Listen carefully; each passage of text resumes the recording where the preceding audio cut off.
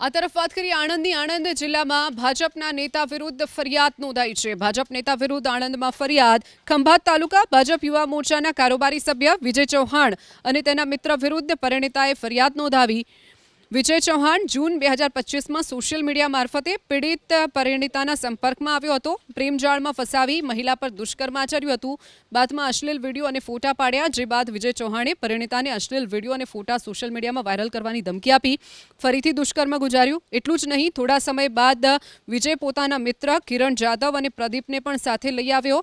ત્રણેય આરોપીઓએ ગેસ્ટ હાઉસમાં પરિણીતા પર દુષ્કર્મ આચર્યું। સતત શારીરિક અને માનસિક ત્રાસથી કંટાળી પરિણીતાએ આખરે ખંભાત ગ્રામ્ય પોલીસ સ્ટેશનમાં ભાજપ નેતા વિરુદ્ધ ફરિયાદ નોંધાવી। તેના મિત્રો વિરુદ્ધ પણ ફરિયાદ નોંધાવી। ફરિયાદના આધારે પોલીસે ત્રણેય આરોપીઓની અટકાયત કરી વધુ તપાસ હાથ ધરી છે।